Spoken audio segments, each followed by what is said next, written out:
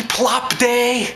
Yay! It's Plop Day! Happy Plop Day! Oh, happy Plop Day, my little bogums! Yeah, happy Plop Day! Happy Plop Day! It's Plop Day! November 18th of every year is Plop Day. That's right. It's the anniversary of the Plop Lecture. The Plop Lecture that everybody didn't know what I was talking about when I used to talk about the Plop Lecture, but now everybody knows. And it's funny because November 18th is always Plop Day, which has to do with destroying the toilets. But November 19th is always World Toilet Day, which is about building toilets back up again. That's right. But today is Plop Day, so we get to talk about laying waste to that awesome beast, which we call the toilet. That's right. And you notice people now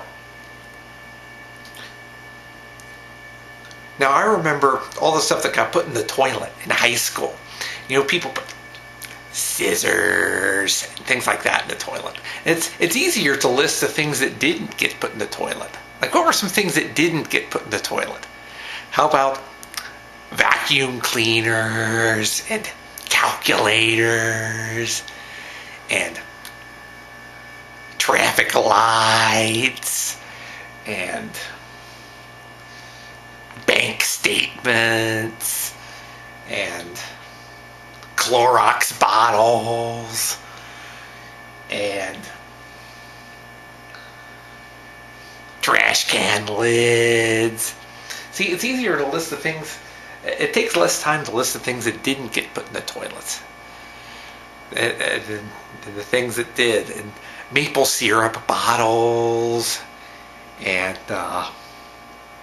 Pop-Tarts and globes. See, those are some of the things that didn't get put in the toilets. Or maybe they did, but I just don't know about it. Maybe, there had to have been some things that got put in the toilet that I just never saw. You never realize that? I missed out on a lot of ploppings in high school. Because there had to have been some things that I never even saw. There was just so many ploppings at Brossart that I'm sure I didn't even see all of them. So I missed out on a lot of ploppings. But anyway, it's Plop Day, which is about destroying toilets. And you notice how everybody calls the toilet the toilet.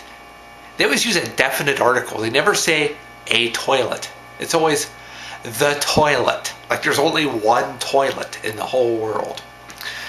Like they call it the toilet. Like it's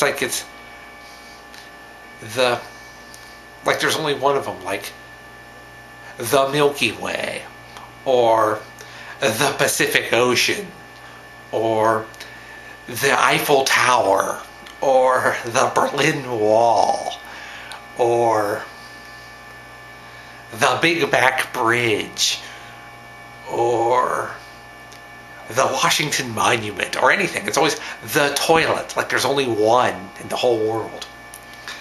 And I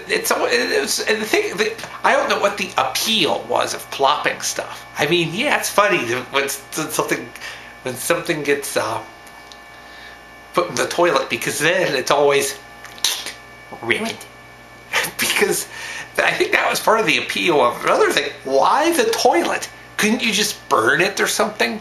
Couldn't you just throw it in the trash can or in the dumpster? Or couldn't you just? I mean, if you're going to destroy something, why'd you have to put it in the toilet?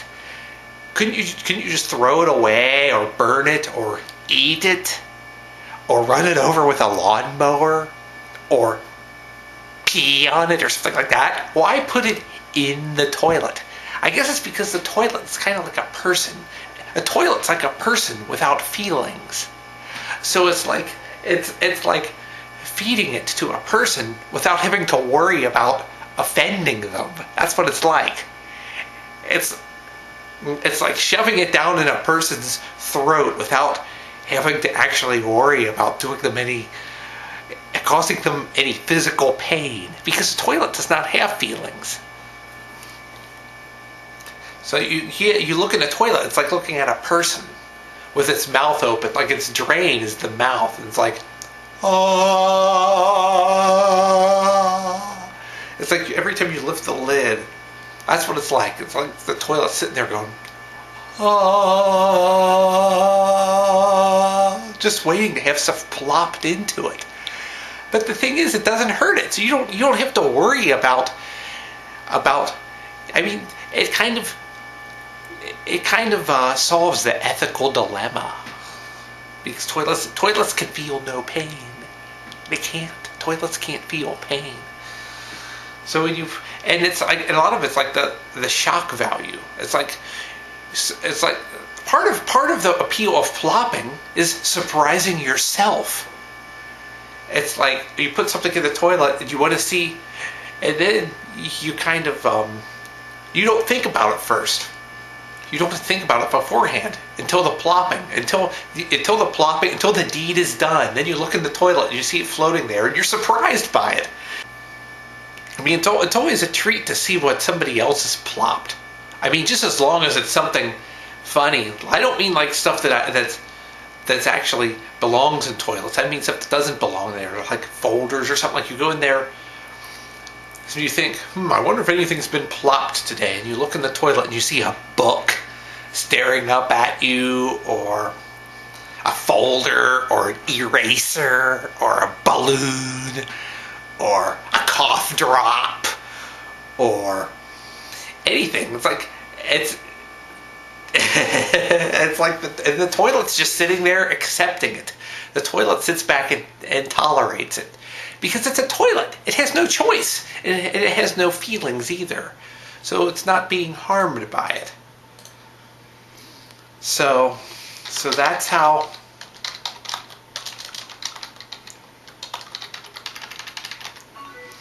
So that's the story of Plop Day. And to think Plop Day, it's been 23 years now since the Plop Lecture.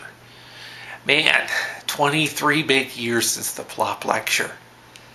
I mean, now there's people who are just getting into this Plop Day stuff who weren't even born yet when the Plop Lecture happened. There's people getting into it now. Their kids were barely even born. But